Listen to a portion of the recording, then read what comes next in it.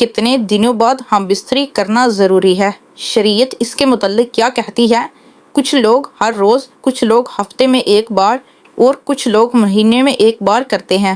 یہ سارے طریقے غلط ہیں، کیونکہ بسم اللہ الرحمن الرحیم، کچھ لوگ ہفتے میں ایک بار اور کچھ لوگ مہینے میں ایک بار ہم بستری کرتے ہیں۔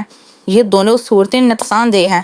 صحیح طریقہ کیا ہے، یہ جاننے سے پہلے ہم بستری کے متعلق کچھ معلومات جان لیں۔ دوران مباشرت اگر مرد کا انزال جلد ہو جاتا ہو تو اسے چاہیے کہ چنے زیادہ کھایا کرے۔ مباشرت کے دوران مرد کا عضو تناسل ڈھیلا ہو جاتا ہو تو اسے چاہیے کہ مباشرت سے پہلے کچھ دیر سو جایا کرے۔ کسی ایسی جگہ جہاں اچانک کسی کے آنے کا خوف ہو، ایسی حالت میں لطف مباشرت حاصل نہیں ہوتا۔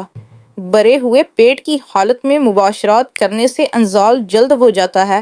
پیشاب زور سے معلوم ہونے کے وقت مباشرت کرنے سے مثانہ اور پیشاب کی نالی میں بیماریاں پیدا ہو جاتی ہیں۔ محترم ناظرین، اب ہم بات کرتے ہیں کتنے دنوں بعد بیوی سے ہم بستری کی جائے۔ سب سے پہلے شریعت کی بات کرتے ہیں۔ شریعت میں اس کی تعداد متعین نہیں کہ کتنی بار اور کتنے وقفے سے ہم بستری کی جائے۔